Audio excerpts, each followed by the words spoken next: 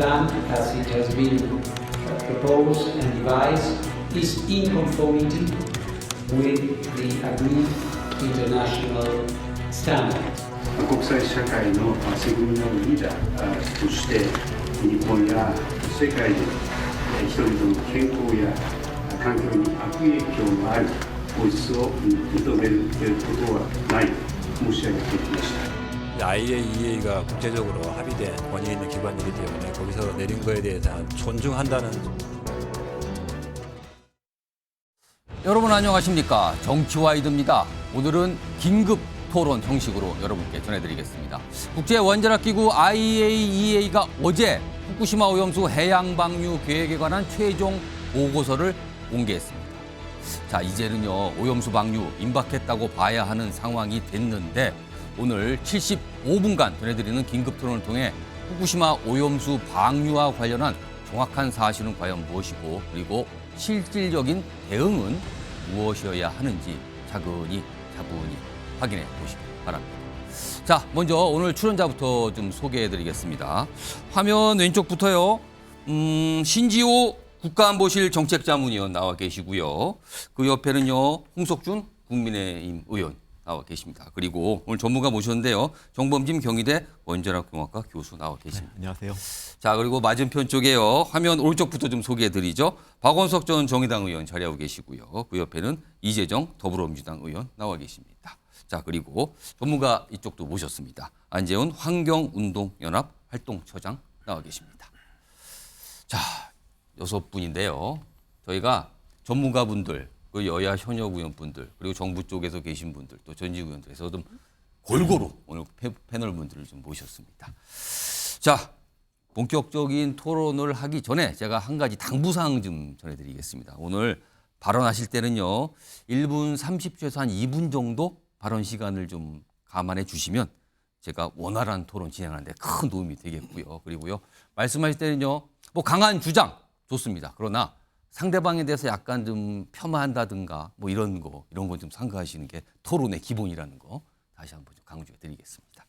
자, 그럼요. 우선 어제 있었던 IAEA의 이 오염수 관련 최종 보고서와 관련해서 뭐 조사가 이루어졌기 때문에 그 보고서 뭐 지금까지 많은 6번 그리고 어제가 7차 보고서 최종 보고서였는데요. 일단 궁금한 거는요. IAEA 조사가 어떻게 이루어진 건지 이걸 좀 알았으면 좋겠는데 정범진 교수께 좀 설명 좀 부탁드리겠습니다. 간단히 좀 핵심을 시청자 여러분이 아주 쉽게 알 수 있게 설명 좀 해주시죠. 네. 원자력 활동들은 사업자가 있고 규제기관이 있기 때문에 예. 사업자가 어떤 일을 도모한다 그러면 규제기관에다가 이제 허가를 받아가지고 그걸 하도록 되어 있는 것이죠. 그러니까 예. 국가적으로 볼 때 국내에 있는 사업자가 국내에 있는 규제기관의 허락을 득해서 어떤 일을 하게 돼 있는데 예. 이 경우에 가끔 이제 국내적으로도 어떤 신뢰도를 얻어야 될 필요가 있거나 혹은 국외적으로 어떤 투명성을 좀 확보해야 될 필요가 있을 경우에는 예. 그 IAEA의 조사단을 초청을 합니다. 그래서 이제 IAEA에서 불러서 우리가 지금 잘하고 있는지 예. 뭐 자문도 해주고 또 권고 사항도 있고 코멘트도 좀 해달라. 그렇게 해서 이제 그 IAEA에서 그런 조사에 응해가지고 이제 조사단을 파견하고 예. 그런 것들을 이제 좀 그 자국에서 일어난 활동들에 대해서 평가를 받고 그렇게 함으로써 어떤 국민적인 신뢰도 그다음에 이제 국외적으로 봤을 땐 예. 투명성을 확보하기 위한 과정이라고 보시면 됩니다. 그럼 이번 조사는 누가 무엇을 조사한 겁니까? 정확하게?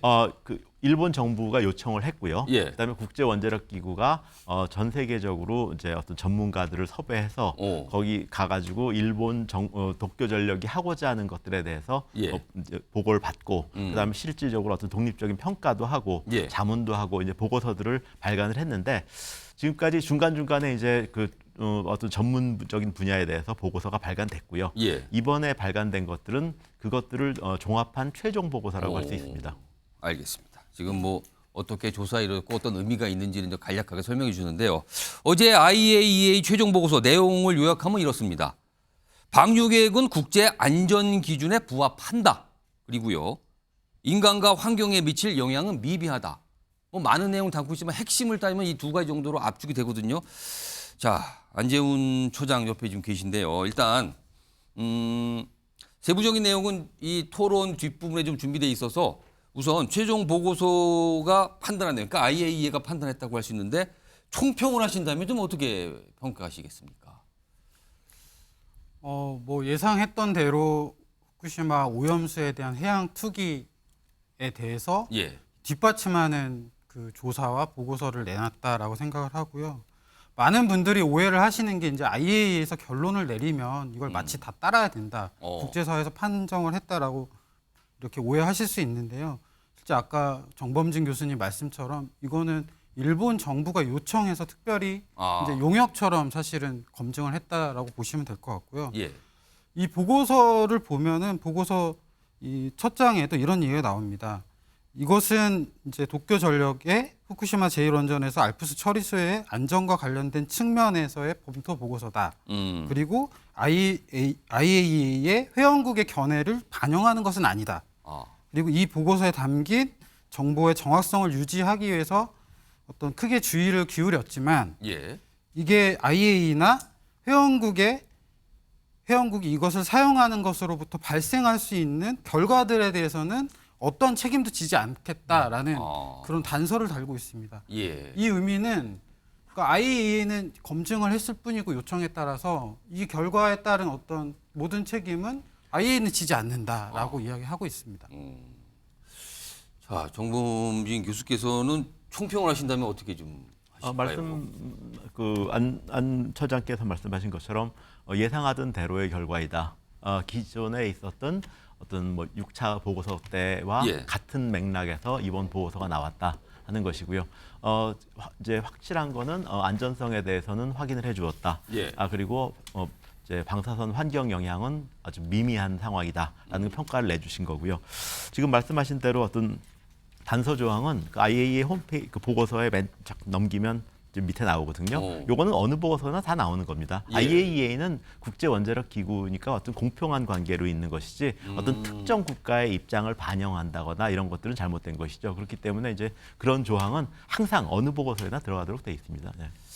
자, 토론에 약간 몸풀기처럼 두 분 전문가분들이 어제 총평을 좀 해주셨어요. 아직은 전 약간 본인 의견들을 구체적으로 하시기보다는 전체적인 내용에 대한 이 총평 이걸 좀 먼저 가봤는데, 자 그럼요 여기서요. 사실은 정치권이 굉장히 뜨겁습니다. 그리고 오늘도 여러 가지 반응 그리고 여야의 엇갈린 반응이 나왔거든요. 그 내용부터 영상으로 좀 확인해 보겠습니다. 보시죠. IAEA는 원자력 분야의 최고 전문성과 권위를 가진 기구로서 원자력 안전과 관련해서 그 검증 조사 결과를 믿지 못하겠다고 한다는 것은 국제사회의 책임 있는 이론임을 포기하는 것과 다름 아닐 것입니다. IAEA 결과만 들이밀면서 바다에 내다버리겠다는 일본 정부의 결정을 도저히 수용할 수 없습니다. 안전하다면 자체적으로 해결하면 됩니다. 자, 여야 대표. 약간 확실히 결이 다르죠. 자, 그럼요. 이와 관련된 얘기 좀 해보겠는데요. 자, 이재종 의원님 나와 계신데 사실 민주당, 뭐 야당 포함해서 민주당은 최종 보고서가 이제 나오기 전부터 IAEA가 일본의 영향을 받을 수 있다. 약간 뭔가 의심하는 약간 그런 분위기가 있었고요. 그리고 정치적 보고를 작성할 수 있다 보면서 기본적으로 이제 불신을 나타냈는데 어떤 근거가 좀 있어서 그렇게 계속 얘기해 오신 건가요? 어떻게 보십니까? 네, 그 근거 말씀드릴게요. 기본적으로 지금 전제 사실을 저희가 좀 잊고 얘기를 진행하는 감이 없지 않습니다. 교수님께서는 조금 전에 규제기관이라고 표현을 하셨습니다. 그건 옳지 않은 얘기입니다. IAEA는 규제기관이 아닙니다. 우리 전문가께서 우리 안 처장님께서 잠깐 말씀하시긴 했지만 이것은 용역관계일 뿐만 아니라 IAEA가 헌장에 이렇게 나와 있어요. 목적은 원자력 공원을 촉진하고 확대함에 노력한다. 다만 여기서 규제, 우리 IAEA 하면 사찰이란 말하고 딱 들어맞게 저희가 상상이 되잖아요. 그게 왜 그러냐 하면 핵무기에 있어서만큼은 사찰기구로서의 권위를 가집니다. 그렇지만 이와 같은 원자력 사고에 있어서의 핵물질 방류와 관련해서는 그 어떤 권능도 가지지 않고 있습니다. 그래서 규제기구라는 얘기는 적절한 단어가 아니고 이런 유사한 기구가 있는데 여기다 일본이 요것 좀 해주세요. 국제기구인 건 맞으니까요. 요것 좀 해주세요. 할 만한 능력이 있을 것 같다라는 추측으로 맡긴 거죠. 물론 그럼에도 불구하고 권위를 존중할 수 있습니다. 그런데 불과 6개월 전만 하더라도 소위 탱크 안에 물 섞어라. 아직 그렇게 표본으로 추출될 만큼의 자료가 없다라고 이야기했던 IAEA입니다. 그리고 평가 대상 핵종을 줄이는 데 있어서 여러 가지 일본에 대해서 불신을 드러냈던 IAEA인데 너무 짧은 기간 안에 이런 종합 보고서가 나올 만큼 숙성되지 못한 자료라는 것이 자명한 것이죠. 이것은 일본에 대한 무작위적인 어떤 정치적 공방이고 또 IAEA에 대한 불신이 아니라 프로세스 과정에서 응당 보여야 될 철저함이 부족하고 그에 대한 설명을 요구했던 매 단계의 물음에 대해서 어느 하나도 대답하지 못했기 때문에 드리는 말씀입니다. 자, 이번에는 신지호 의원님 지금 이재용 의원 말씀 곰곰이 듣고 계신데 말씀하시죠. 이재명 대표가 이렇게 말씀하셨네요. 검증조차 안 된 결과에 우리 영해, 우리 생명을 통째로 맡길 셈인가 그랬는데 일본이 IAEA에 의뢰해서 이게 어느 기간 동안 검증이 되었는가? 2년 3개월이 됐습니다. 자, 그러면 윤석열 정부가 출범한 지 얼마 됐죠? 1년 2개월 됐습니다. 그럼 나머지 1년 1개월은 문재인 정부에서 시작됐다라는 거 아닙니까?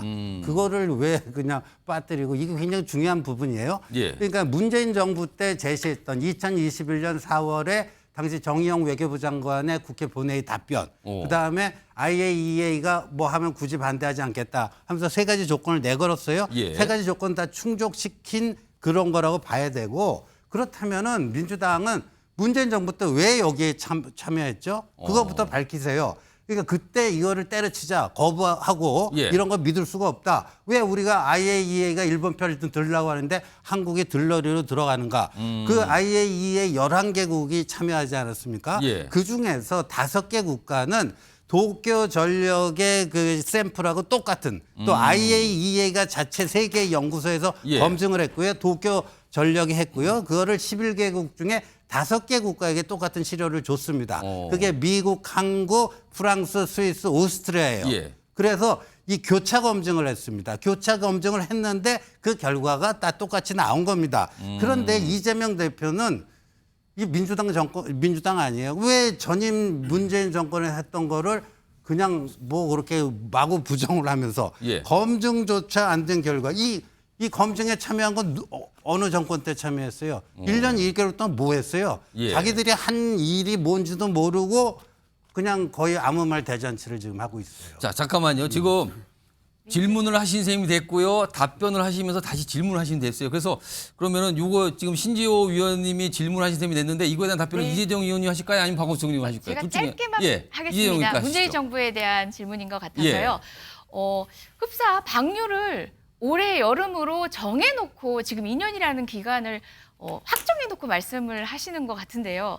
아닙니다. 저희는 심지어 그렇게 묻고 싶습니다. IAEA가 적절한 검증을 했다라고 인정될 때까지 아니면 단 반년이라도 우리가 검증 결과를 보다 엄격하게 재검증하는 과정을 거치면 어떨까요? 라고 우리가 여당에 제시를 한다면 그게 대한민국의 입장이 된다면 어떨까요? 저희는 IAEA를 끝까지 못 믿겠다도 아니고요. 그리고 방류를 끝까지 반대하겠다가 아닙니다. 충분히 국민께서 납득하시고 전문가들이 납득하고 정치권이 국민을 설득할 수 있을 정도의 과학적 결과가 나올 때까지라고 말씀드린 겁니다.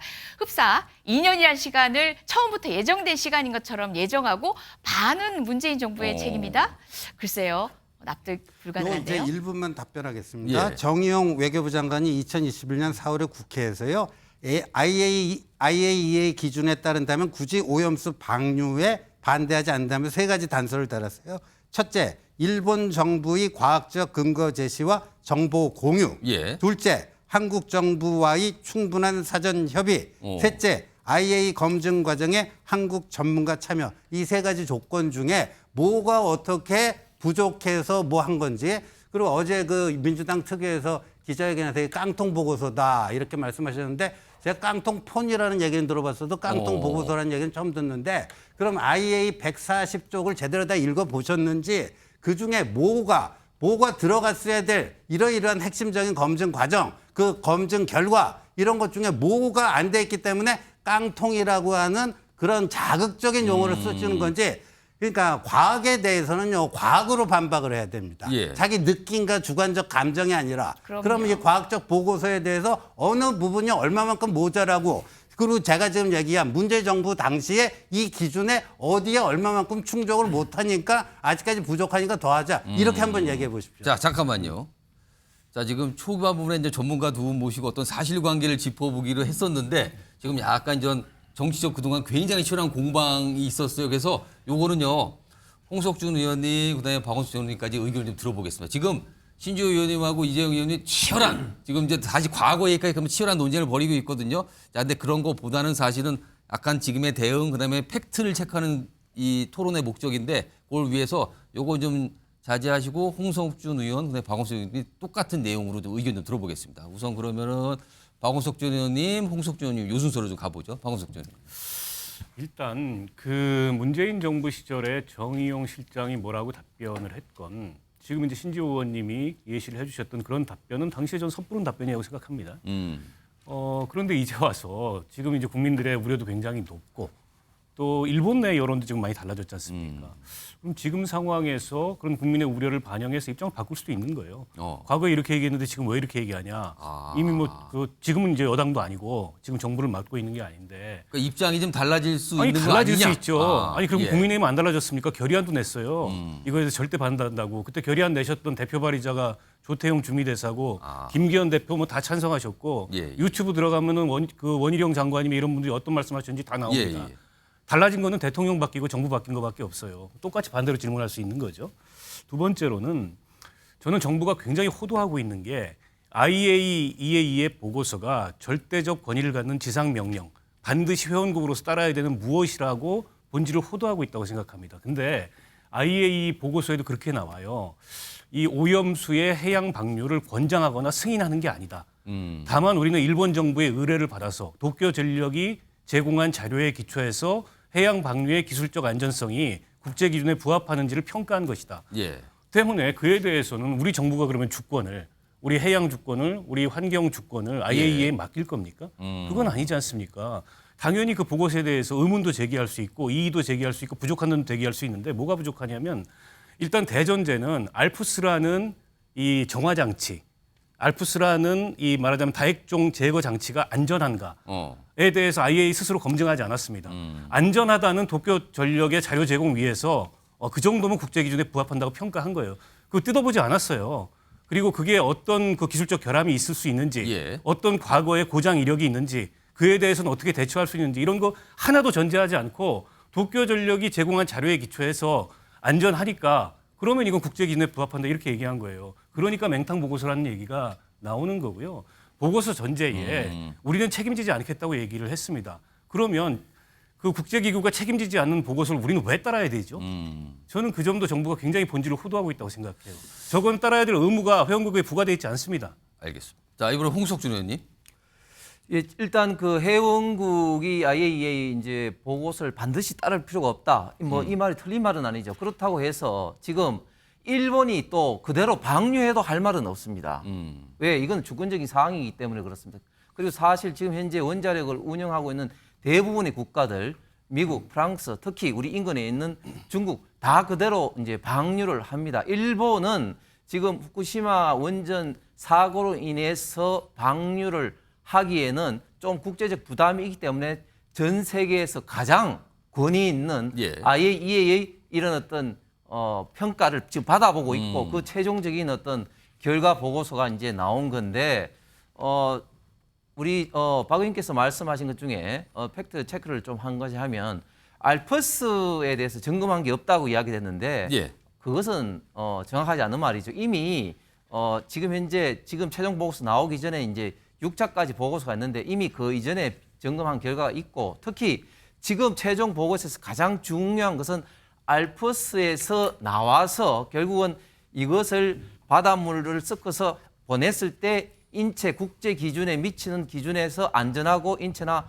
환경적인 평가에서 절대적으로 영향이 없고 안전하다는 게 지금 나왔지 않습니까? 그렇기 때문에 그 자체는 뭐냐면 결국 그게 알프스가 제대로 작동하고 있다는 것이죠. 물론 이제 우리가 계속해서 점검해야 될 것은 장기적으로 이 알프스가 할 것인지는 꾸준히 이제 모니터링을 할 필요가 있다. 이런 좀 말씀을 좀 드리고 또 한 가지는 IAEA가 규제기관이 아니다. 아닙니다. 규제기관입니다. 왜냐? 모든 국가의 원자력 규제기관이 있는데 이 모든 국가들의 원자력 규제 기관의 표준을 정하고 그리고 기본적인 데이터라든지 규칙을 정하는 게 IAEA입니다. 그렇기 때문에 우리가 IAEA 평가를 우리가 100% 신뢰를 우리가 하라 이렇게는 이야기 못하지만 그러나 기본적인 신뢰를 갖고 차근차근하게 리뷰도 하면서 앞으로 우리가 대처 방안을 해야 되지. 지금 민주당은 IAEA를 마치 지금 동네 지금 현재 컨설팅 기관으로 지금 하는데 이것은 마치 유치원 학생이 박사 논문을 쓰고 있는 사람에게 박사 논문 그게 틀렸다 이렇게 이야기하는 건 똑같습니다. 제가 한 30초만. 예, 30초만 드릴게요. 그 IAEA 보고서와 관계없이 우리가 그 반대할 수 있죠. 의원님 말씀대로 또 제가 얘기했던 대로. 근데 일본이 어쨌든 주권적 상황이기 때문에 한국 정부 입장과 관계없이 방류할 수 있습니다. 그런데 왜 일본 편을 이렇게 듭니까? 국민 편을 들어야죠. 일본은 자기 주권 행사기 때문에 한국 정부가 뭐라 그러든 방류를 할 겁니다. 그런데 이거는 사실은 경험해보지 못한 어떤 위험에 대한 국민의 불안이에요. 그러면 그 위험 커뮤니케이션을 관리해야 될 정부는 끝까지 국민의 생명과 안전을 위해서 아주 높은 기준을 가지고 최선을 다하겠다고 얘기해야 되는데 한일 관계 정상화라는 미명하에 정부가 가드를 내려버렸어요. 안전하다고 일본 정부처럼 거의 얘기를 했습니다. IAEA 보고서가 나오기 전부터. 여당 의원들 뭐 하셨습니까? 수조에 있는 물도 먹으면서 아무 문제가 없다고 국민들이 보기에도 낯뜨거운 퍼포먼스를 벌였어요. 알겠습니다. 이거 홍석준 의원님께 발언기 좀 드려야겠는데. 저희가 그 윤석열 정부도 그 한 번도 여기 적극적으로 찬성하지도 않았고 저희들도 끝까지 IAEA 나오는 결과를 보고 또 저희들 자체도 TF가 있어서 시찰단도 가지 않았습니까? 그래서 그 결과를 지금 현재 기다리고 있는 것이고 끝까지 우리가 이것을 하는 것이지 우리가 절대 뭐 찬성한다 그런 어떤 것은 절대 아니면서 그렇다고 해가지고 우리가 반대를 해서 그걸 또 막을 수는 또 없지 않습니까? 그렇기 때문에 끝까지 지금 점검을 하면서 국민의 안전을 위해서 최선을 다하는 그런 어떤 시각이다. 그렇게 말씀드리겠습니다. 알겠습니다. 지금요 어제 나온 보고서에 대한 전체적인 평가 그리고 그동안 여야가 어떤 것을 놓고 대립했는지 아주 살짝 알 수 있는 부분인데요. 그 얘기를 하셨는데 벌써 22분이나 지났습니다. 시간이요. 6시가 훌쩍 넘어갔어요. 속도 좀 내보고요. 지금부터는요. 후쿠시마 오염수 방류와 관련한 안전성 문제를 좀 쟁점별로 하나씩 조목조목 좀 따져보겠는데요. 지금 말씀하시는 패널분들 말씀하신 중간중간에 알프스라는 용어가 나왔어요. 시청자 여러분께서 아시는 분도 있겠지만 약간 생소하신 분도 있을 것 같거든요. 우선 정범민 교수님께 이게 알프스가 이른바 우리말로 하면 다액종 제거 설비, 그건 약자로 알프스라고 하는데 정화작업을 거쳐서 방류하겠다는 거 아닙니까? 이 시청자들이 좀 이해하기 쉽게 이 알프스의 정화 작업이 무엇이고 어떻게 이루어지는지 좀 설명 좀 해주시죠. 필터로 생각하시면 됩니다. 오염수가 나오면 그거를 뭐 알프스만 거치는 건 아니고요. 그 앞에 다른 뭐 필터도 여러 가지 있습니다. 그래서 그걸 거치고 나서 방사능 물질을 걸르기 위한 이제 필터의 하나다 이렇게 보시면 되고요. 그건 뭐 일반 가정에 있는 뭐 정수기에 있는 필터나 뭐 대동소이한 겁니다. 네. 알겠습니다. 뭐 아주 간단하게 필터다 걸러내는 거다 이렇게 인식을 하시면 된다는 거고요. 자 이번에 안재훈 소장님께요. 근데 지금요 알프스 정화 작업을 거쳐도 걸러지지 않는 게 삼중수소가 있다. 뭐 영어로 트리튬 이렇게 얘기하거든요. 사실 이게 굉장히 논란이고 쟁점거리로 떠올랐는데 근데요 이게 희석 단계 그러니까 바닷물에 섞어서 희석을 시키면은 인체에 미치는 영향은 미미하다는 게 이제 IAEA 판단으로 보이거든요. 이거에 대해서 어떻게 좀 판단하십니까?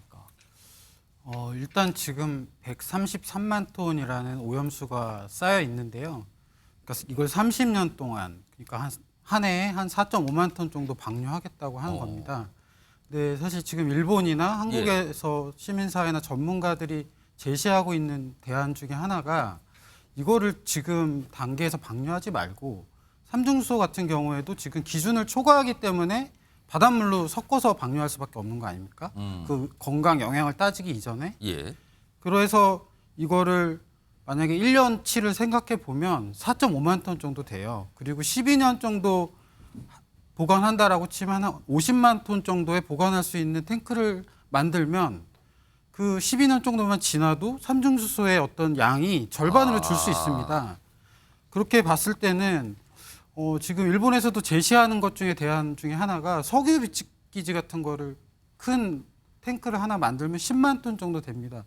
이거를 한 5개만 지어도 일단 이 10년 동안 방류할 어떤 그걸 보관할 수 있고요.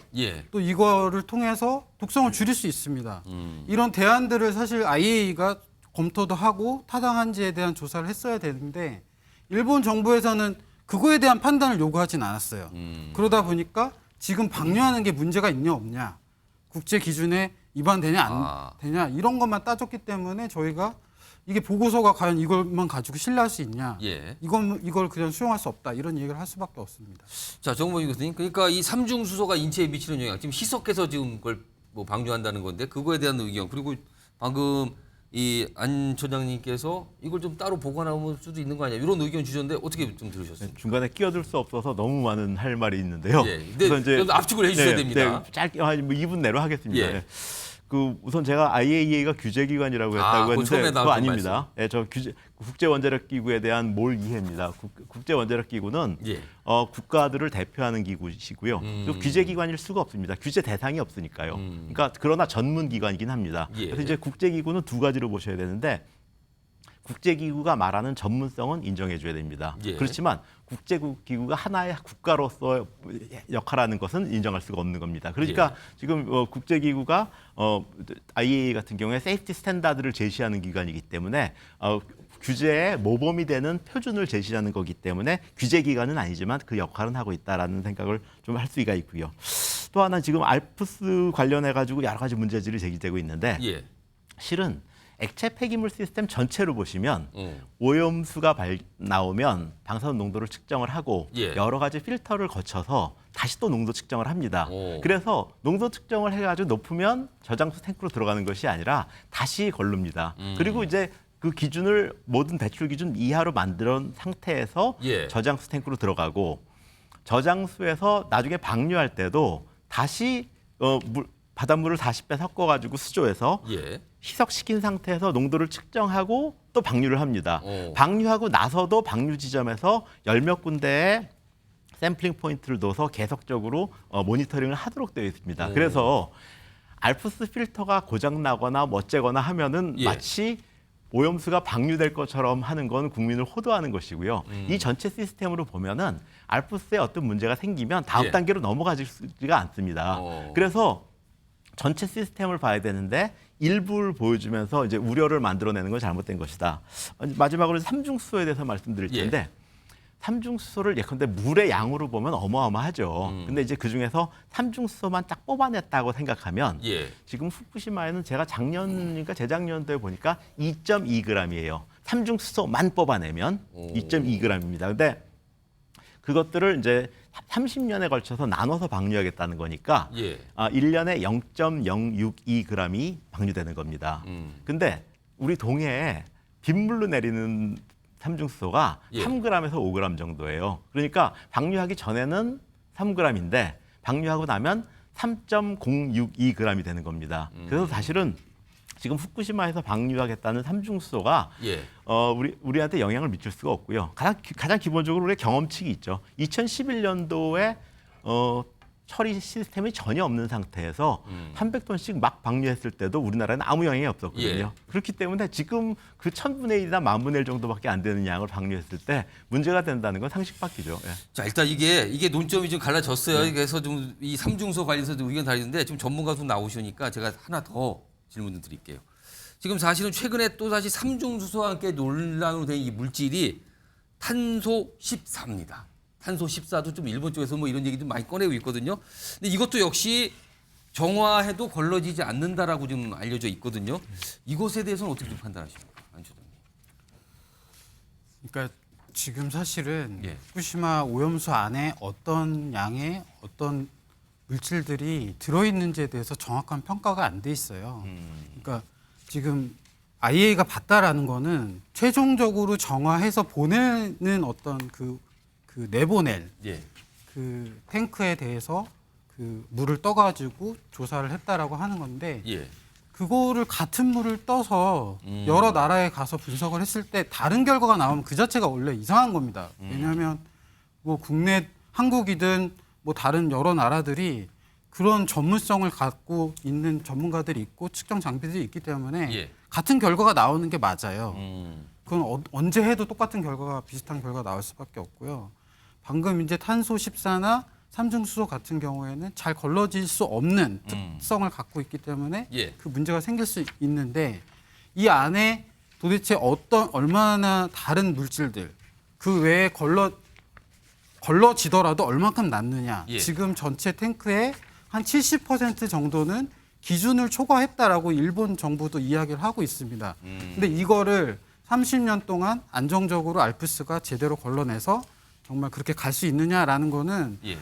뭐 믿을 순 있겠으나 그러면 30년 동안 우리가 계속 그걸 체크해야 되냐, 또 그런 노력을 해야 되냐, 예. 그 방류하는 거에 맞춰서 그럼 우리는 우리 해역을 항상 또 측정하고 있어야 되냐, 이런 좀 불편함과 또 어떻게 보면 하지 않아도 예. 되는 일들을 반복해야 되는 우려가 있습니다. 자, 정문희 교수님, 그러니까 탄소 14에 대한 어떤 위험성에 대한 판단을 좀 얘기를 해주셨고요, 의견을 주셨고, 그다음에 이걸 언제까지 다 그걸 우리가 감시하고 이런 활동을 30년이나 할 수 있는 거가 약간 이 얘기까지 해주셨어요. 네, 의견 주시죠. IAEA 보고서 보면은 그 탄소 14에 의한 영향도 분석을 했습니다.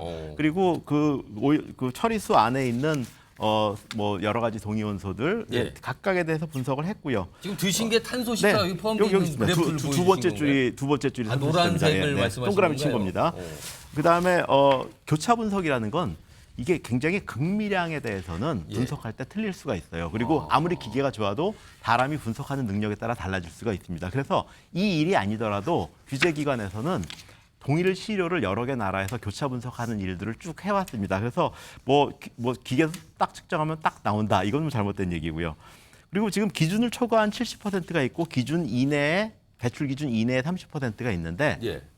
배출 기준 이내의 30%를 다시 물로 다시 배로 희석해가지고 낮춰서 방류하겠다는 것이지 기준 초과한 70%를 방류할 것처럼 말씀하시면 잘못된 거다 하는 것이고요.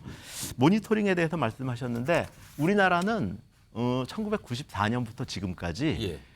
우리나라 해역의 40군데 지점에서 바닷물을 채취해서 거기서 방사능 농도가 얼마큼이냐 또 예. 어시장에 가서 물고기에서 그날 사온 물고기에서 방사능 농도가 얼마큼이냐 이런 것들을 측정하는 일을 99년부터 쭉 해왔습니다. 그리고 이제 뭐 보고서로도 업로드 돼 있고요. 예. 핸드폰 앱으로도 나와 있습니다. 그래서 이것들 보시면 2011년도에 대량 방류했을 때도 아무런 영향이 없었고 그것이 뭐 돌아서 몇 년 후에 돌아온더라 하더라도 예. 영향이 나타나지 않고 있습니다. 그래서 이 모니터링하는 활동은 일본이 뭐 방류를 하건 말건 우리는 계속 해왔던 활동이고요. 거기다 이제 추가로 IAEA에서도 지금 보고서에 그 퓨처웍에 보면은 모니터링을 하겠고 심지어 실시간 모니터링을 해가지고 지금 방류하고 있는 물의 유량, 예. 그다음에 농도 이런 것들을 다 공개하겠다고 지금 해놓고 있습니다. 그래서 사실 지금 말씀하시고 있는 것들은 제가 아는 상식과는 너무나 다릅니다. 자, 일단 두 분 전문가들이 깊게 말씀하셨는데 이재정 의원 하신 말씀 잠깐 네네네. 드릴게요. 그럼. 말씀하시죠. 예, 전문가가 아니지만 전문가가 돼가고 있습니다. 사실 국회에서는 모든 자료, 우리 국내에서 전문가가 접할 수 있는 자료는 국회에서 모두 확보할 수 있습니다. 그럼에도 불구하고 제가 미처 보지 못한 자료가 있다면 저는 그건 이 세상에 존재하지 않은 겁니다. 그럴 수밖에 없는 게 그게 바로 국회 여야 모두가 가지는 권위인 거죠. 그리고 많은 전문가에 기대서 국회도 판단을 하는데요.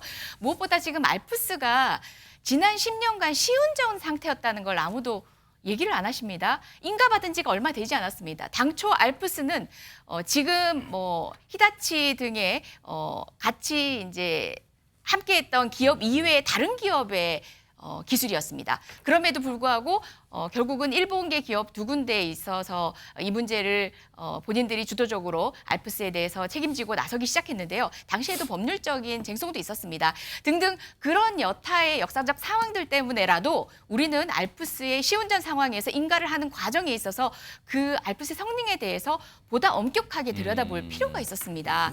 그런데 시운전 상태에서 검증된 결과라고 하는 것들도 사실상 모든 핵종, 우린 천여 개의 핵종이 존재한다라고 생각하는데요. 모든 핵종에 대한 것들이 아니라 그마저도 60여 개의 핵종으로 줄여서 뭐 한다고 지금도 공식적으로 대답하고 있죠.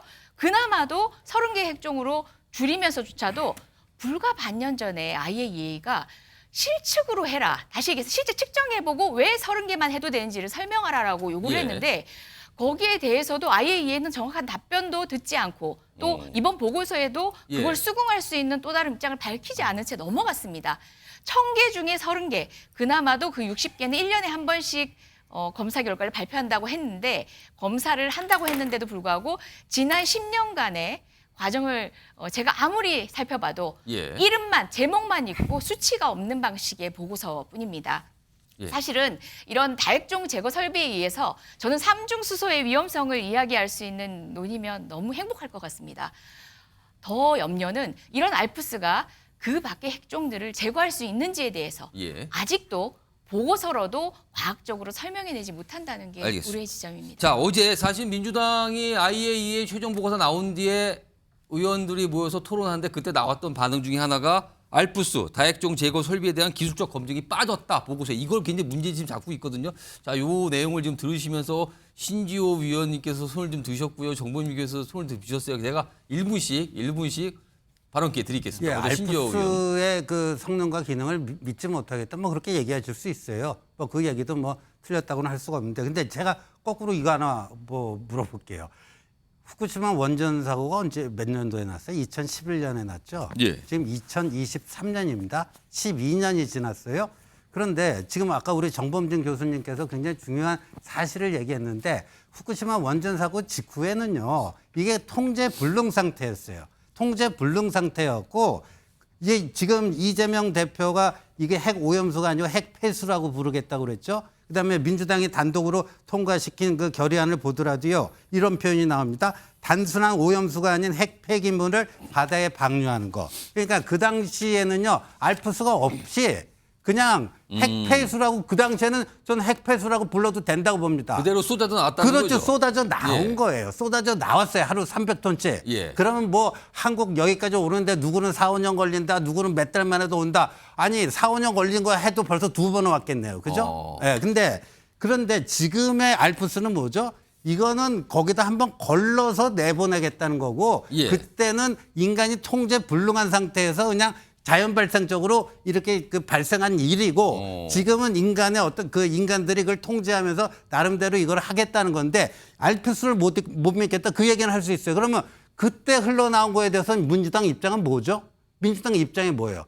그거보다 훨씬 그때는 그 핵폐수였고 지금은 정확히 얘기하면 알프스 처리수죠. 예. 정확히 얘기하면요. 그 알프스 처리수를 걱정하는 분들이 핵폐수 때 흘러나온 거 우리가 지금 그 연근에서 우리 생선 어종들 다 뭐 수백 차례 수천 차례 그 검증했는데 이상한 건 나왔어요? 그동안 그럼 민주당 의원님들은 우리 생선 안 드셨습니까?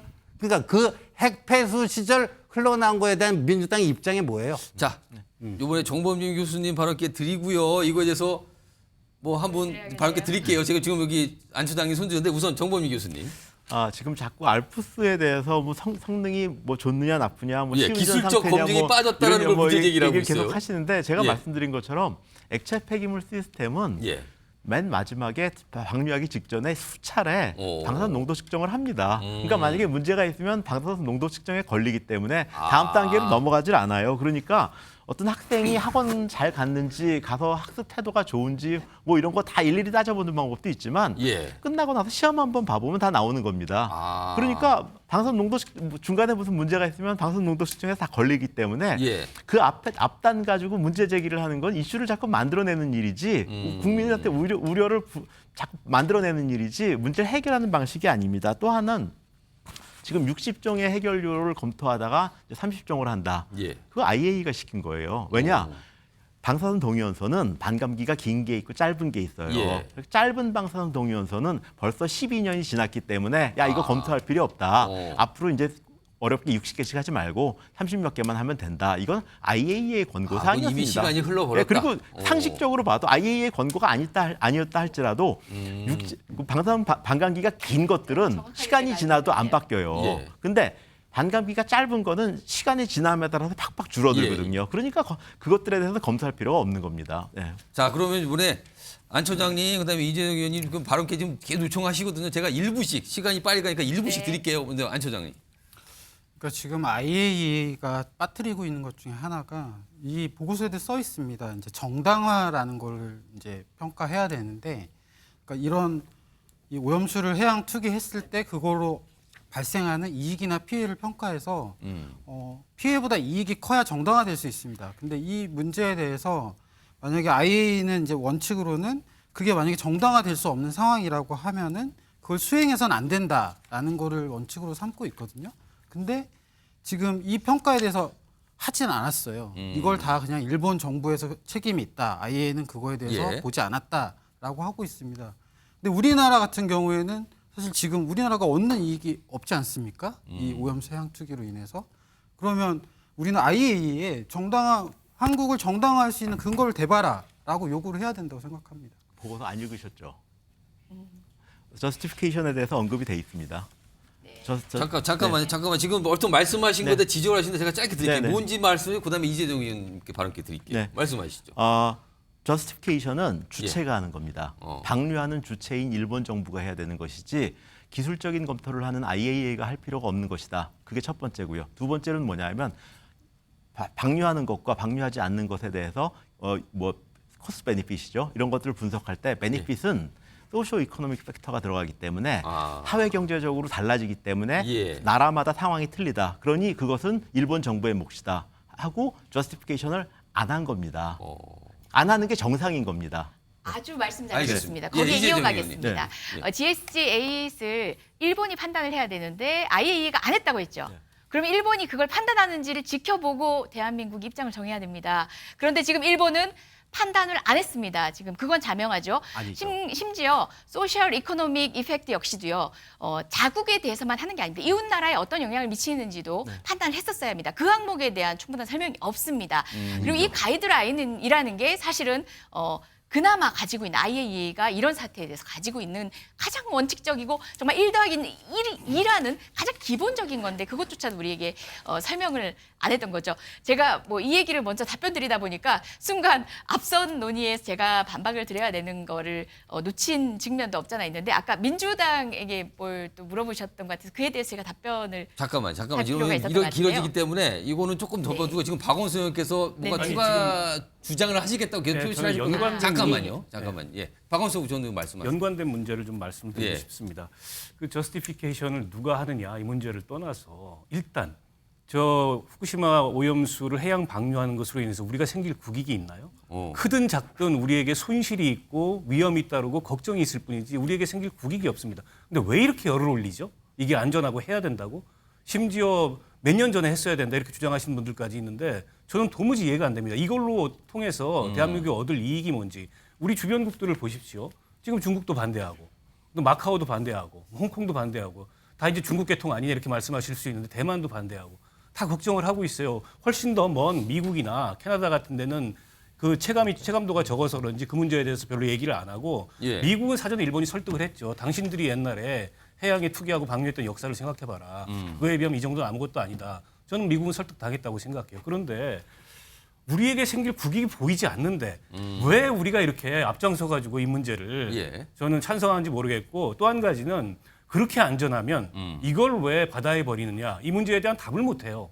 그렇게 안전하면 일본 내에서 처리하면 되지 이걸 왜 바다에 버리느냐 주변국의 우려를 사면서 그 문제에 대해서 답을 좀 듣고 싶습니다. 자, 홍석준 의원님께서 말씀을 좀 하셔야 될 것 같은데요. 아니 자꾸 우리가 찬성을 자꾸 하느냐 하는데 찬성하지 지금까지 찬성하셨잖아요. 찬성을 하고 IAEA 어떤 그런 걸 보고 있는 거죠. 그리고 거리가 가까운 거하고 영향이 있는 거하고는 좀 다른 거죠. 지금 일단은 후쿠시마 방류가 됐을 때는 쿠로시오 해일을 따라서 1차적으로 영향이 그게 미치든 안 미치든 가는 것은 당연히 캐나다하고 미국입니다. 방금 말씀하신 홍콩, 마카오 여기는 중국하고 일부이기 때문에 또 그렇지만 특히 한참 있는데 특히 미국, 캐나다는 여기에 대해서 지지를 하고 있는 그런 어떤 입장인 것이고 그리고 이제 후쿠시마 방류하는데 우리 국익이 뭐냐 자꾸 이런 식으로 하는데 그거는 완전히 논점에서 벗어나는 이야기죠. 아니 그럼 우리나라도 방류하고 중국도 방류하는데 그게 일본에 국익이 있습니까? 중국에서 많은 미세먼지가 발생하는데 그게 우리나라에 국익이 있습니까? 그거는 우리나라 국익이 문제가 아니고 일본 후쿠시마 방류에 따라서는 일본의 입장에서 최선을 다하는 거지. 그게 우리가 국익이 있을 때 방류해도 되고 그러면 국익이 없으면 방류하지 마라. 이거는 논점하고는 완전히 어긋나는 이야기죠. 지금 잠깐 요구를 하셨는데 사실은요. 이 부분도 사실은 얼마 전 정치권에서 굉장히 논쟁거리가 떠났는데 좀 삼중수소 관련해서요. 중국에 있는 원전에서 서해로 방류하는 삼중수소의 양이 지금 후쿠시마 원전에서 나오는 그 삼중수소보다 50배나 많다는 어떤 통계 결과들이 있거든요. 자, 그렇다면 이런 상황이라면은 중국에도 강력히 항의해야 되는 거 아니야? 이런 얘기까지 나온 상황이거든요. 이거 박원석 전 의원님 어떻게 보세요? 저는 당연히 그렇다고 생각합니다. 우리 핵발전소에서 삼중수소 방류하는 것도 문제입니다. 때문에 이거는 반일이냐 아니냐 이런 차원의 문제가 아니고 예. 핵물질을 지금까지 이렇게 바다에 예. 이 무매개적으로 이 투기해 왔던 그 역사에 대해서 총체적인 문제의식이 좀 있어야 되고 앞으로 그러면 이 문제를 어떻게 할 거냐라는 데 대한 어떤 국제적인 논의에 또 대한민국 정부도 저는 앞장설 책임이 있다고 보고요. 예. 중국의 삼중수소는 괜찮고 후쿠시마의 삼중수소만 문제다라고 저는 생각하지 않아요. 다 문제예요. 다만 다른 점은 예. 사고 원전의 방류는 인류사에서 처음이라는 겁니다.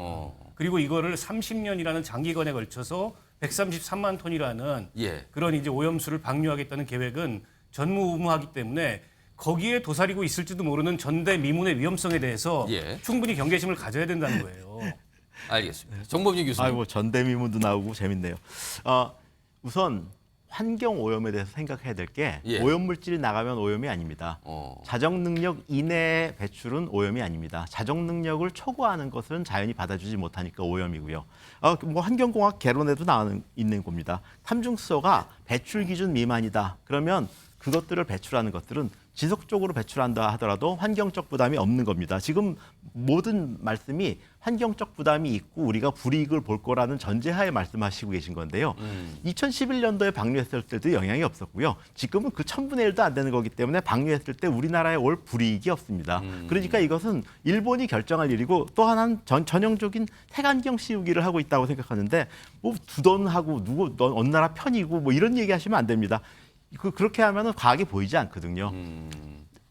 배출 기준 이내의 배출이고 우리나라에 영향이 있느냐 없느냐, 우리나라 물고기가 영향을 받을 것이냐 아니냐 이것만 따지면 되는 거죠. 그러면 영향이 있을 수가 없는 겁니다. 과거의 경험으로 봤을 때 이것들에 대해서 어떤 전제적으로 뭐 전대미문의 사건이라든지 이런 무시무시한 단어를 써가지고 국민들을 호도할 필요는 없는 거죠. 알겠습니다. 지금요 굉장히 치열하게 좀 지금 올라와 있어요. 그러면 사실 쟁점이 몇 개 있어서 좀 진도를 좀 나가 보겠습니다. 사실은요 그동안 정치권이 이 얘기 그러니까 일본이 후쿠시마 오염수를 방류하면 과연 그 물이 얼마나 걸려서 우리 바다까지 오는가를 놓고서 이게 쟁점으로 한번 있었거든요. 지금 홍석준 의원님, 이재영 의원님은 지금 각 정당 당내 이 오염수 관련 기구 위원을 맡고 계시거든요. 그러니까 아마 지금까지 이런 거 학습이나 뭐 전문가님들 많이 들어보실 것 같아서 일단 홍석준 의원님, 네. 일본이 오염수를 바다에 방류할 경우 네. 이거 얼마 만에 우리 바다로 오는 겁니까? 예, 연구기관마다 조금씩은 다릅니다만은 대부분의 이제 연구기관들이 한 예. 4년에서 5년 정도부터 이제 일부 이제 영향이 있을 수가 있다고 이야기를 합니다. 그리고 지금 화면에 나가는데 저게 태평양을 한 바퀴 돌고 오는 겁니까? 그렇습니다. 그러면은? 그 필리핀에서 시작을 해서 예. 그 북극으로 가는 쿠로시오 해류라고 난류성 해류인데 폭이 한 100km 정도 되는 큰 해류죠. 그게 이제 일본을 이제 가기 때문에 그 후쿠시마에서 방류를 하면 그 쿠로시오 해류를 따라서 일단은 저렇게 그림인 것처럼 알래스카 부근으로 갔다가 캘리포니아를 경유를 합니다. 그리고 거기서부터는 이제 이제 그 태평양을 이제 어떻게 돌아오느냐에 따라 가지고 일부는 4년, 5년 또 최장 뭐 걸리는 분들은 한 10년까지도 연구소에서 이제 이야기를 하는 그런 어떤 상황입니다. 그래서 사실은 저렇게 이제 돌아오게 될 때 과연 이제 희석이 이제 어마어마하게 되기 때문에 당연히 우리나라에는 영향이 없다. 그리고 이미 이제 입증된 것이 2011년도 3월달에 후쿠시마 원전 사고가 났지 않습니까? 그때는 무차별 이제 방류가 됐는데 벌써 이제 12년이 흘렀기 때문에 충분히 우리 해역에 왔다면 온 시간이 지났는데도 불구하고 그동안 한 번도 방사능의 유의미한 어떤 변화가 없기 때문에 저런 식으로 왔을 때는 우리나라의 어떤 그런 어떤 해역의 좀 안전성 이런 면에서는 좀 충분히 우리가 좀 안심할 수 있을 것 같습니다. 자, 이재용 의원, 민주당 쪽에서는 이게 방류가 됐을 경우 우리 바다에까지 와서 도달하는데 얼마나 걸릴 걸 지금 민주당은 파악하고 계시는 겁니까? 네, 전문가, 과학자들의 의견을 듣겠습니다. 심지어 제일 짧은 거 180일 말씀하시는 기관도 유럽의 기관도 있습니다. 180일이요? 7개월, 뭐 10년, 4년, 5년. 왜 이렇게 다를까요? 해류에 대한 과학적 연구가 부족했을까요? 이미 파악된 사실로도 이렇게 과학적 견해조차도 헛갈리고 있는 겁니다. 나눠지고 있는 건데요. 그럼 이럴 때는 어떻게 해야 되느냐? 우리가 후쿠시마 오염수를 앞두고 IAEA의 권위를 얘기하고 국제 규범을 이야기하는데요. 국제해양법 협약에는요, 사전주의 원칙이라는 게 있습니다. 사전주의 원칙은요, 과학적으로 입증이 곤란한 경우에도 환경에 가해지는 리스크 정도가 크다면 위험에 대한 입증이 완전하지 않거나 입증이 아예 곤란한 경우에도 환경 조치를 취해야 된다는 원칙입니다. 이게 국제사회가 취하고 있는 규범입니다. 과학의 영역 인정합니다. 존중합니다. 그리고 그 프로세스를 통해서 국민께 설득할 필요 있습니다. 그것과 별개로 국제사회에서 정한 규범은 또 이런 관점에서 안심할 수 있는 기준을 정하고 있다는 점입니다. 그리고 한 가지만 더 하고 싶습니다. 아까 누차 수차례 오염수 방류가 있었음에도 불구하고 우리는 해양 오염 수치를 측정했을 때 사실 문제없지 않았느라고 얘기하는데 희석된 그 상황만에 천착하지 마시고 플랑크톤과 같은 1차적 먹이사슬의 그 기초에 있는 생명체가 아니라 우리가 최종 소비자인 인간에게는 축적될 수 있다는 것. 그뿐만 아니라 일본의 이런 방류 사례가 범례가 돼서 향후에 유사한 사례가 일어났을 때 계속 반복될 수 있을 때마다 전 세계 바닷물을 들이대면서 이런 희석의 농도만을 우리가 고개 숙여서 납득하고 넘어가야 할지 등에 대한 총체적인 판단이 필요한 시점입니다. 자, 그럼요. 요 주제를 가지고 조금 더 깊게 들어가 보게 돼. 이건 전문가 두 분께 제가 질문 좀 드릴게요. 자, 일단 이 방류 이후에 그 물이 우리 바다에 도달하는 기간, 지금 전문가별 차이고 지금 두 당의 이 관련 기구에 계신 부분들이 약간 다르게 설명해 주셨어요. 각각의 분석을 다르게 하셨는데, 자, 그렇다면 조금 더 나가 보면, 자, 이게 도달을 했습니다. 우리 바다에. 자, 그렇다면 이게 어떤 영향을 주는가? 사실 이게 관심사입니다. 우리로서는요. 이거 정범민 교수님, 그다음에 안 처장님 두 분께 먼저 정범민 교수님, 이거 우리에게, 그러니까 구체적으로 말씀드리면 우리 바다에 있는 어류, 바닷물, 그리고 우리가 만약에 물을 뭐 이렇게 접할 경우 인체에 어떤 영향을 주게 되는 겁니까? 일단 해류를 고려할 필요도 없이 방류 시점에서부터 환경 오염이 없는 수준으로 방류를 합니다. 음용수 기준 이하로 만들어가지고 방류를 하기 때문에 우리가 지금 이 논의에서 지금 잊고 있는 것이 있죠. 일본은 자국민 보호하지 않느냐? 일본은 고농도의 위험 물질을 방류한다 그러면 일본 자국민이 먼저 영향을 받죠. 그러니까 우리나라에 올 정도가 되면은 영향이 없다는 겁니다. 뭐 180일 걸려서 오건 뭐 4년 5년 걸려서 오건 간에 방류 시점서부터 굉장히 낮은 것이 들어온다 하는 것이고요. 아마 이재정 의원께서 IMO에서 리스크에 대해서 말씀하셨는데 그 조항에서 리스크가 크다면이란 조건이었잖아요. 근데 IAEA는 리스크가 없다는 거죠. 그러니까 그것들은 뭐 하루 맞지 않는 걸 갖다가 되실 것 같습니다. 자, 이번에는 안 처장님. 영향. 그러니까 우리가 궁금한 건 영향이 이게 방류가 돼서 그 물이 뭐 태평양을 돌고 해서 우리 바다로 왔어요. 그때는 어떻게 되는 겁니까? 그러니까 지금 뭐 아예 영향이 없었다라고 이야기를 하는데 이게 사실 유입이 됐다라는 연구 결과들도 있습니다. 그러니까 뭐 2019년에 일본의 가나자와 후쿠시마 히로사키 대학의 연구진들 그 조사 결과를 보면 동해까지 이제 그게 후쿠시마에서 방출된 2011년 당시 그 사고 당시 말씀하시는 겁니까? 그렇죠. 그때 세슘 137이 유입이 됐고 그래서 뭐 2015년도에 그 농도가 올라갔다라는 그 분석 결과도 있었고요. 또 한 가지는 지금 바다가 넓으니까 뭐 오염시켜도 된다 이런 얘기를 자꾸 하시는데 당연히 바다가 넓으니까 퍼지고 그 농도는 바다에 비해서는 좀 낮을 수밖에 없겠죠. 근데 지금 후쿠시마 수산물 수입 금지를 우리가 왜 하고 있는가라는 걸 보면 일단 후쿠시마 사고 때문에 지금도 보면 후쿠시마 주변 8개 현의 작년에 수산물들을 일본 내에서 발표한 조사를 분석해 봤을 때 5.83%에서 세슘이 검출이 되고 있습니다. 그 말은 여전히 후쿠시마 앞바다 그리고 그 주변 해역이 오염이 돼 있고 거기에서 오염된 물고기들이 잡히고 있다라는 걸 의미하거든요. 근데 지금 불과 한 12년 정도 흐른 기간 동안의 결과만 가지고 어떤 아무런 영향이 없다라고 단정 짓는 것 자체가 너무 성급한 결론이고 우리는 최대한 조심하고 그런 물질들이 나가지 않을 수 있다라고 하면 일본 내에서 처리가 가능하다고 하면 그걸 우리는 이야기해야 되지 않나 이런 생각입니다.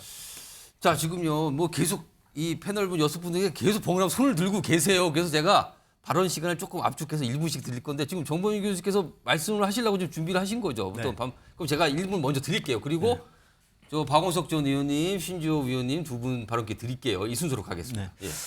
핸드폰 앱입니다. 여기 보시면 우리나라 40군데에서 좀 위로 올려보시죠. 40군데에서 방사능 농도를 측정하고 있고요. 다 클릭하면 최근에 측정한 양이 나옵니다. 그렇기 때문에 뭐 핸드폰 앱입니다. 무료 앱입니다. 건재로 안전기술로서 한반도 주변 바다에 40군데에서 농도 측정해가지고 이거 보시면 뭐 들어왔는지 안 들어왔는지 딱 볼 수 있는 거고요. 지금 아까 세슘이 검출되고 있다고 말씀하셨는데 조심하셔야 됩니다. 왜냐하면 세슘은 전 세계 어디나 있습니다. 옛날에 핵무기 실험하면서 많이 퍼져 있었기 때문에 세슘은 어디서나 검출되면 나옵니다. 그리고 지금 그 일본에서 2013년 이후, 2012년 이후에 잡힌 물고기들에서 세슘 검사를 했습니다. 그래서 이제 농도가 높은 것들이 있고 적은 것들이 있고 한데 2014년 말 이후부터는 기준치를 초과하는 물고기는 발견된 적이 없어요. 물론 이번에 180배 이제 세슘 우럭이 나왔는데 그거는 내항에서 발견된 것이지 수산업에서 발견된 것이 아닙니다. 원전 그 항만 앞에 그 가두리처럼 그물로 막아놓은 내항에서 발견된 것이고 그래서 그것들에 대해서 무슨 세슘이 발견됐다 하는 것이 마치 오염 그 기준치를 초과한 세슘이 발견된 것처럼 말씀하시면 안 됩니다. 알겠습니다. 자, 박원석 교수님. 저는 거듭해서 반복되는 말씀을 드리는데 과학도 인간이 경험한 한계 내에 있는 겁니다. 인간이 경험한 어떤 한계 내에서 그 위험이나 이런 것들을 분석하고 평가하고 대응하는 것이지 인간이 경험해보지 못한 그런 어떤 미중유의 현상에 대해서는 그건 정치가 어쨌든 위험을 대응해야 될 문제인 거죠. 정부가 해야 될 역할이고. 그러니까 저는 원전 업계에서 어쨌든 원자력 발전은 안전하고 사고마저도 통제 가능한 범위 내에 있다라고 주장하는 건 할 수 있다고 봐요. 그건 이제 원전 생태계 IAEA를 정점으로 하는 국제 원전 생태계가 비슷하니까 정부도 그래야 됩니까? 아니 정부가 원전 업계를 대변하거나 아니면 일본을 대변하는 게 아니잖아요. 국민 80%가 위험을 느끼고 있어요. 그러면은 정부는 그런 어떤 국민들의 위험을 해소하는 데 최선을 다해야 되고 그 국민들의 위험이 가시지 않는다면 끝까지 정부로서의 이 가드를 내리지 않겠다라는 게 정부의 역할인데 왜 대한민국 정부가 이렇게 가드를 쉽게 내리고 안전하다고 소리 높여서 먼저 주장하냐는 거예요. 알겠습니다. 신조 의원님. 근데 이제 정부가 왜 그 찬성했냐 뭐했냐 자꾸만 그 얘기를 하시는데 그러면 이제 뭐 이재명 대표가 이걸 수용할 수 없대요. IAEA 결과를. 그러면 이재명 대표는 일본의 그 방류를 사실상 저지할 수 있는 실효적 수단을 뭐를 갖고 있죠? 없잖아요. 없잖아요. 우리는 뭐 동해에서 그 저기 처리수 우리는 방류 안 한가요? 우리 동해 쪽에 우리 원전 많잖아요. 우리도 방류하고 있어요. 그럼 우리 주권 사항이에요. 중국이 하는 것도 중국의 주권 사항입니다. 그러니까 막을 길이 없다. 실질적으로. 아니, 실질적으로 그걸 막을 길이 있습니까? 없으면서 아무런 대책도 없으면서 왜 이렇게 한국 정부는 무책임하냐 하는데 한국 정부가 무책임한 게 아니잖아요. 아까 제가 설명을 했잖아요. 이미 문재인 정부 때부터 IAEA 11개국 들어가서 그런 기준을 갖고 여기 참여를 한 거 아닙니까? 아예 처음부터 여기 안 들어갔으면은 민주당 얘기대로 우리는 반대다. 이렇게 얘기할 수 있어요. 참여 실컷 해놓고 실효 그 다 받아갖고 다 검증해놓고 이제 와서 그거 아니다. 그렇게 무책임할 수는 없다 그거고요. 그다음에 민주당이 그 채택한 그 단독으로 처리한 결의안 중에 제가 동의하는 게 하나 있어갖고 어떤 겁니까? 뭐 특별히 말씀드리려고 그러는데 이 후쿠시마 원전 오염수 방출로 인해서 우리 안전한 우리 수산물의 소비가 위축되지 않도록 적극적이고 선제적인 소비 촉진 방안을 정부가 강구하라. 이게 민주당 결의안이에요. 제발 이거대로 해주세요. 근데 이재명 대표가 얼마 전에 부산 가서 뭐라고 그랬죠? 이 해운대, 이 아름다운 바다에 세슘 같은 이름도 기억하기 어려운 핵 물질이 섞여 있다면 대체 해운대를 누가 찾겠느냐? 김밥 과연 먹을 수 있겠는가? 아니 소비 촉진하자고 하는 분이 오히려 뭐 해운대에서 그 세슘이 나왔어요? 뭐예요? 그다음에 그 후쿠시마 앞에서 나온 우럭인데 전문가의 얘기 들어보세요.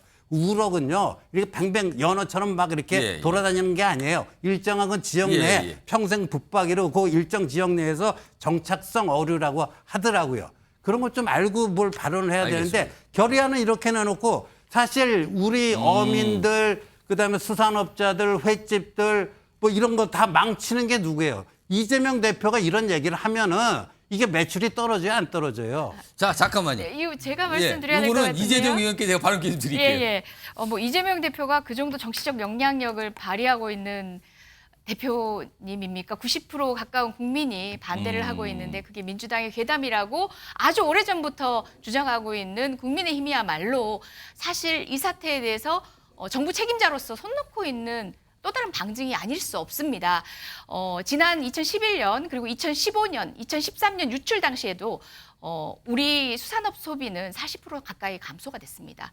당시도 그냥 괴담 때문일까요? 서로 좋습니다. 소비 지수라는 게 심리 지수일 수도 있습니다. 그럼에도 불구하고 대비해야 되죠. 그런데 그런 상황들을 오히려 객관적이고 과학적으로 검증하고 대처했어야 될 정부가 지금 하고 있는 걸 해수부에서 3천억 정도 예산을 추가 편성했는데 그나마도 직접적인 판로나 이런 부분에 실질적인 도움을 줄 수 있는 정도가 아닙니다. 일본은요, 그 수십 배입니다. 엄청난 양의 방류 이후에 산업에 타격 올 것을 염려해서 일본 대책을 세웁니다. 하지만 그것 역시도 이재명 대표 발언 때문에 생기는 일일까요?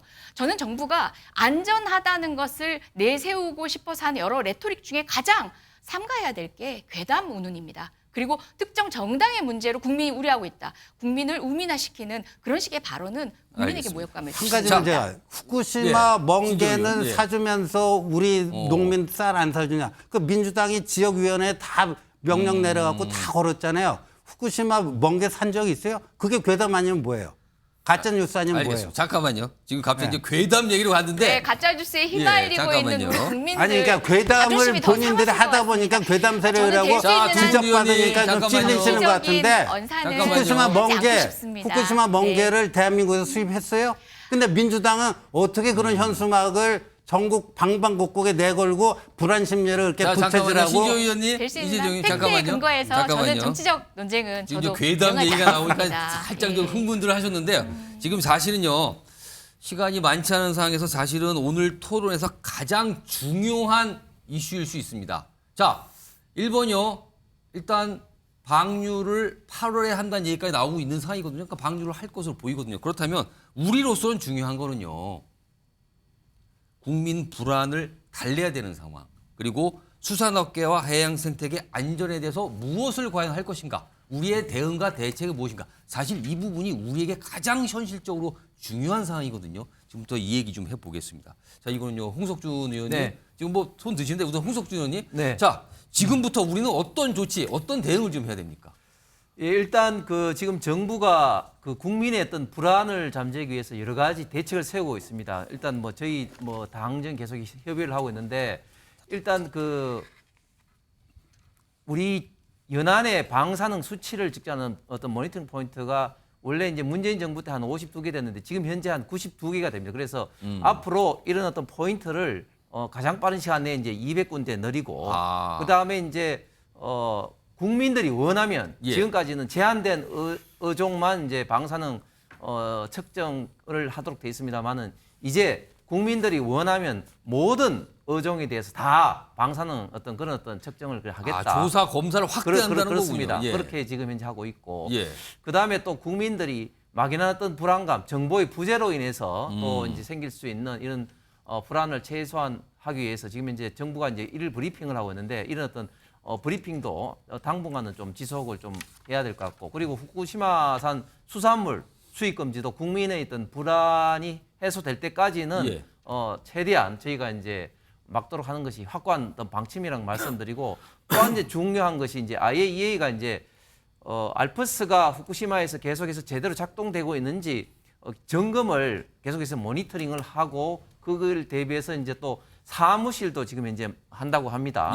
그렇기 때문에 거기에 지금 현재 확정은 아니지만 저희들도 적극적으로 계속해서 모니터링을 할 수 있는 그런 어떤 조치를 해야 되는데 저는 민주당이 정말 민주당 때문만 아닙니다만 국민의 어떤 막연한 어떤 불안감을 과학적이지 않은 이런 어떤 사실에 기반해서 과장, 선동 이렇게 하는 것이 저는 공당의 자세인가 이렇기 때문에 이게 괴담이다 이렇게 비판을 받고 있는데 국민을 정말 생각하고 그리고 수산업자라든지 어민을 생각한다면은 합리적인 비판을 해야 되겠습니다만 그러나 비합리적인 비과학적인 이런 어떤 선동은 정말 꼭 정말 자제해 주셔야 될 것 같습니다. 자, 이번 요거 사실은요.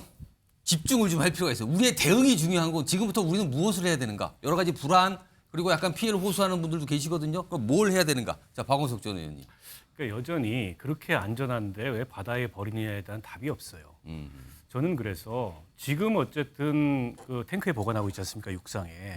그걸 좀 더 일본이 가져가면 된다고 생각해요. 탱크 더 만들면 되고 그에 대해서 비용이 필요하면 국제사회가 지원할 수 있습니다.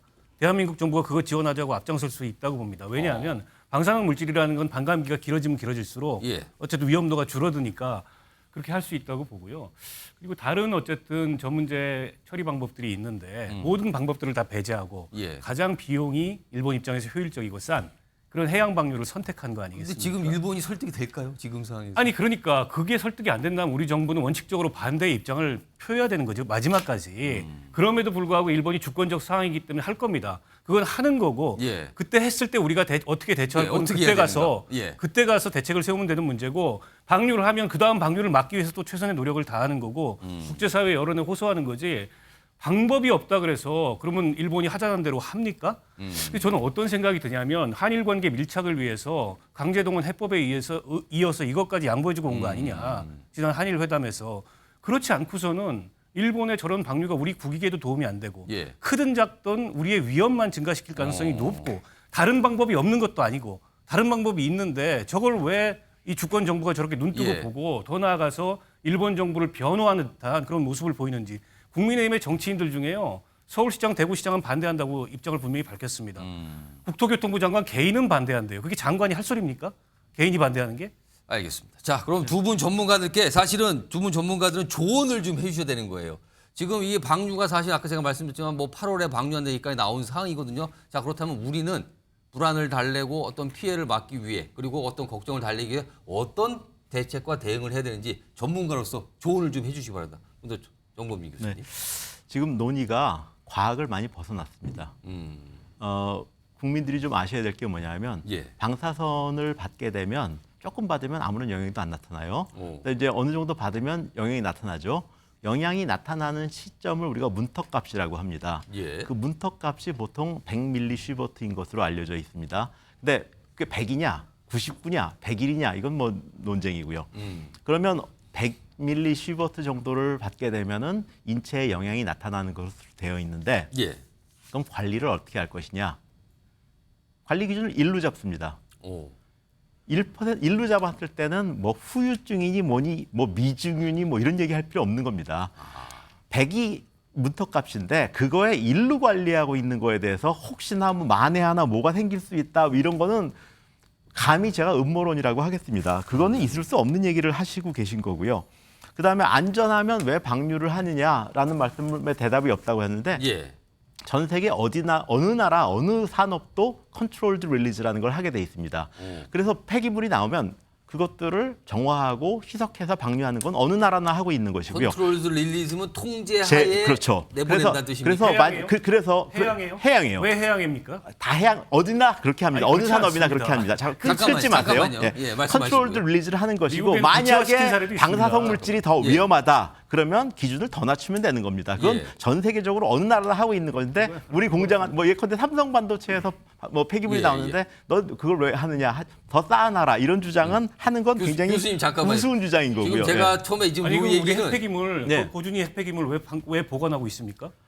그거는 희석해서 그 미만으로 만들 수가 없습니다. 없는 것들에 대해서는 보관하는 게 정답이고요. 잠깐만요. 대응을 위한 대책에 대한 의견 지금 대책을 네, 그래서 전문가 대책을 그 대책이 제가 이재정 의원님하고 신조 의원까지 바로 이렇게 드리겠습니다. 그것이 그 대책이 과학에 기반해서 대책이 나와야지 예. 잘못된 인식에 기반해서 대책이 나오면 안 된다는 뜻입니다.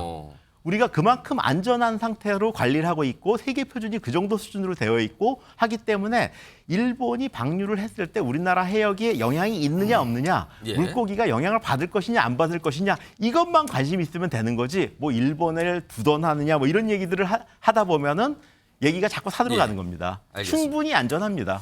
자, 안지원 소장님 어떤 대응에 관련된 조언을 좀 주시죠. 일단은 계속 이야기 나오는 게 이게 뭐 일본에서 결정하면 뭐 어떻게 할 수 없는 거 아니냐 이런 얘기가 나오는데 경우가 다르다고 보고요. 일본은 이미 기준을 이야기하기 전에 기준을 이미 많이 초과한 방사성 물질을 사고 당시에 내보냈고 아까 정화하지 않은 상태에서 내보냈습니다. 근데 이제 와서 그런 행위를 한 거에 대해서는 아무 책임이 없는 듯이 다시 정상 원전들이 배출하는 어떤 기준을 적용해서 지금 전기 생산하는 것도 아니잖아요. 꼭 반드시 내보내야 어떤 뭐 후쿠시마 원전을 가동할 수 있는 게 아니잖아요. 그런 논리를 적용하는 건 말이 안 된다고 생각하고요. 저는 오늘 여야 그 의원님들 참석해 주신 거 너무 감사한데 예. 좀 힘을 모아서 정말 우리 국민이 더 안심할 수 있고 안전할 수 있는 방안들을 더 연구해 주시면 좋을 것 같고 아까 뭐 박원석 전 의원님 말씀해 주신 대로 예. 대안을 우리가 왜 제시를 못하는지 모르겠어요. 일본에서도 지금 후쿠시마 어민들이 많은 반대를 하고 있습니다. 그리고 여론도 계속 이렇게 우리 한국에서도 예. 우려를 전달하니까 좀 더 안전한 방법이 없을까, 대안이 없을까 이런 이야기들이 나오고 있어요. 이게 30년 동안 가는 문제이기 때문에 그래도 장기적으로 더 안심하고 할 수 있는 방법을 찾았으면 좋겠고 알프스도 그동안 성능을 계속 개선해 왔잖아요. 그러면 그 시간들을 좀 버는 방법들도 우리가 예. 좀 제안해 볼 수 있겠다라는 생각이 들고요. 한 가지만 더 말씀드리면 국내 수산물에 대한 불안감이 큽니다. 왜냐하면 일본산 수산물이 섞여서 뭐 이렇게 될 수도 있고 우리 수산물도 뭐 검사를 아무리 열심히 해도 우리 수산물 또 원산지 표시 막 이런 게 또 위반될 수도 있고 문제가 있잖아요. 그래서 저는 이번 기회에 좀 수산물 이력제를 좀 더 확대하고 우리 국내산 수산물이 안심하고 먹을 수 있는 어떤 그런 시스템도 좀 더 보완했으면 좋겠습니다. 자, 지금 두 분 정도 말씀하시면 시간이 딱 될 것 같은데 지금 순서상 보니까 신지호 위원님, 그다음에 이재용 의원님 이렇게 발언 기회 드릴게요. 신지호 위원님 대책을 얘기해 주셔야 됩니다. 대책은요. 방류는 이제 기정사실화 된 거라고 보고요. 그렇다고 우리가 대책이 없는가 있습니다. 한국의 주권사항이 뭔지 아세요? 일본산 그 수산물을 수입할 것인가 말 것인가는 오롯이 우리의 주권 사항입니다. 우리가 정합니다. 우리가 2013년 9월부터요. 후쿠시마를 포함해서 인근 8개 현의 수산물은 수입 금지하고 있습니다. 자, 그러면 이제 방류가 시작되잖아요. 방류하기도 전에도 수입 금지하고 있었는데 방류를 했는데 그럼 수입을 해제하나요? EU는 해제를 한답니다. 근데 EU가 우리보다도 식품 안전성에 대한 이렇게 인식이 낮아서 하는 건 아니라고 봐요. 그러나 저는 과학적 안전성은 어느 정도 입증이 되는데 우리 국민들의 걱정과 우려, 사회적 수용성과 과학적 안전성 간에 좀 갭이 있어요. 그래서 이런 국민적 우려가 불식될 때까지 정부는 계속해서 일본산 수산물 수입하지 않는다. 그러니까 우리 수산물 중에 우리 수산물이 괜히 일본산 수산물 수입하지도 않는데 우리 수산물 공격 제발 좀 그만하자. 우리 수산물을 지켜야 된다. 이 말씀을 꼭 드리고 싶습니다. 이재정 의원님. 네, 일회성에 그치는 게 아니라 30년간 방류가 이어집니다. 저는 우리 박원석 전 의원님이 말씀하신 것처럼 또 다른 해법을 위한 국제사회의 지혜가 필요하고 또 필요하다면 기꺼이 저희는 경제적 여력까지도 저희가 희생을 해가면서라도 함께할 필요가 있다고 생각합니다. 지금 해양 방류 자체가 사실상 30억엔 정도의 비용에 제일 싼 비용이기 때문에 그보다 100배의 비용에 해당하는 보다 안전하다고 얘기하는 지층주입 방식을 회피하는 수단으로 그 방식을 정했는데요. 이거는 1970년대에 나와 있는 그 알랄라 원칙에도 어긋납니다. 그게 뭐냐면 보다 안전한 방식을 취할 수 있으면 그렇게 취하라는 얘기입니다. 과학적인 근거를 대라. 이거는 저희가 지금 거듭 요구하고 아직까지는 완전치 못한 얘기지만 일단 이것은 단순히 다시 얘기해서 연구실 입구에 나오는 수치를 가지고 논박하고자 함이 아닙니다. 무역 그리고 소비 주수라는 소비자의 불안감이라는 다소 모호해 보이지만 실물 경제에 영향을 직접적으로 미치는 우리 경제의 순환을 위해서라도 다각적인 대책이 필요합니다. 특히 저희는 해산물 소비율이 전체 세계 평균보다 3배에 해당하고요. 우리가 라면 파동 때 봤다시피 그런 유지 파동이 있으면은 당해 상품 이외에도 영향을 미칩니다. 후쿠시마 오염수로 인해서 후쿠시마산 수산물만 대응한다고 해서 되는 것도 아니고 특히 우리나라의 수산물 소비는 이미 자체적인 자급력이 점점 줄어든 지 오래됐고 이미 60% 남짓만 자급을 하고 있습니다. 그 상황에서 세계 어느 바다에서 들어왔을지 모르는 수많은 수산물에 대해서 위축이 되면은 결국은 중소상공인들에게도 영향을 미치고 우리 경제가 흔들리는 상황이 바로 목전에 있다는 점. 정부 여당이 단순히 국민에게 소비자에게 겁박하는 방식이거나 훈계하는 방식이 아니라 설득할 수 있고 대책을 세우는 겸손한 자세가 가장 필요하다고 생각합니다. 정범희 교수께서 마지막 발언 기회 요청을 하셨거든요. 말씀하시죠. 지금 뭐 싸기 때문에 방류하는 게 아니라요. 싸고 안전도 가장 높습니다. 아예 보고서도 다 나와 있고요. 근데 이제 싸다는 것만 보여주면은 국민들을 선동하기 매우 좋을 것 같습니다. 사실은 싸기도 하고 가장 안전한 방식이기도 합니다. 가장 중요한 건 뭐냐면 우리가 정부에 뭐 요구를 한다거나 대책을 구하거나 할 때 증거나 근거를 가지고 하면 됐는데요. 의혹이나 우려 가지고는 할 수가 없는 겁니다. 지금 지속적으로 증거나 근거는 하나도 못 대시면서 의혹과 의료만 제시하는 것은 국민들을 굉장히 불안하게 하는 요소라고 생각합니다. 알겠습니다. 지금 제가 시간 보니까 1분 정도밖에 없거든요. 근데 지금 전문가분 마지막 말씀하셨으니까 제가 균형을 맞추기 위해서라도 저 안지훈 소장님께 발언 기회 좀 한 30초 드릴게요. 시간이 그 정도면 되겠습니다. 말씀하시죠.